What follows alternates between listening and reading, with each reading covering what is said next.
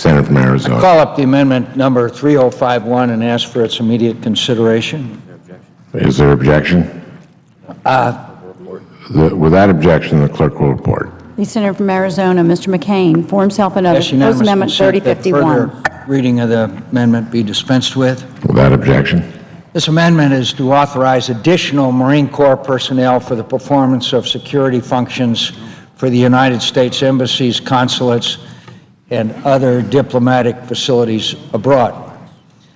The tragic events in Benghazi on September 11th and the ongoing tumult throughout the Middle East and North Africa should serve as a stark reminder that the security environment confronting American personnel serving in the U.S. embassies and consulates abroad is as dangerous as any time that I can remember. Despite claims by some, Al-Qaeda and its affiliates remain dangerous and determined to kill Americans. This reality must force us to reassess the threat to U.S. embassies and consulates around the world and provide additional resources and military strength, that's U.S. Marines, to increase protection of diplomatic personnel from those threats. This amendment will do that. It will provide the necessary strength and resources to support an increase in Marine Corps security at U.S. consulates and embassies throughout the world, up to 1,000 additional personnel, in particular at locations identified by the Secretary of State as in need of increased security in light of known and emerging threats to the United States personnel and property by terrorists. Most Americans believe that U.S. Marines are stationed to protect our embassy personnel abroad. But I think they'll be surprised to learn that Marines are assigned in only slightly more than half of our diplomatic missions worldwide, 182 missions in 137 countries. Moreover, their numbers are small. A typical detachment consists of only 6 military Marine personnel. Today, there are 126 U.S. diplomatic missions outside the United States without Marine Corps security protection, including parts of Asia and Africa, where we suspect that Al-Qaeda is expanding its presence.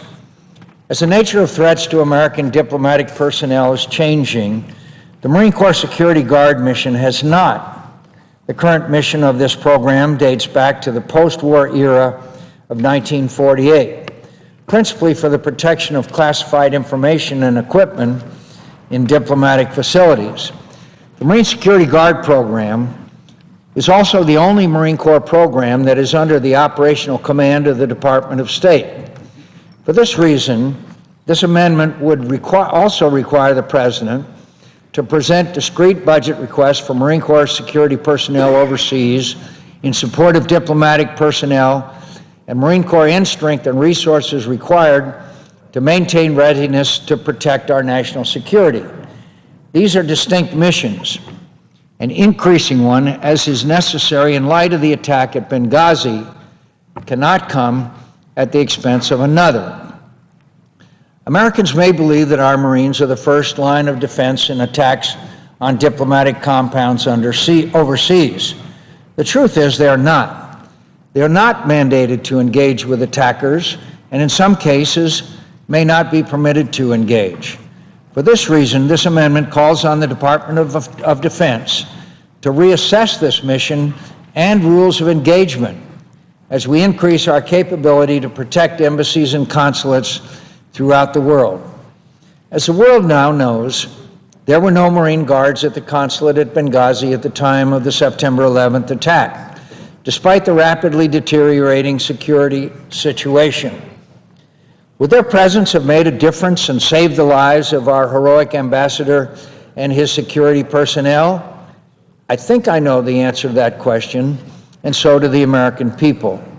So I think it's time that the administration should rapidly complete a reassessment of the risk to U.S. personnel conducting diplomacy abroad posed by terrorists and others wishing to do us harm, and ensure that personnel at all 285 missions, not just 182, have adequate protection, including by U.S. Marines. I am not saying that this amendment requires that Marine presence at every one of these missions. What we are saying is that as a result of the risk assessments that we have sufficient authorization and appropriation for the adequate protection, part of which, and a major part of it, is the presence of the United States Marine Corps. I call on my colleagues to fulfill the mission of the Marine Security Guard program to ensure that U.S. personnel are protected and authorize the necessary end strength and resources for the Marine Corps to achieve this necessary goal. I note the presence of Senator Murray, and at this time I would yield to Senator Murray.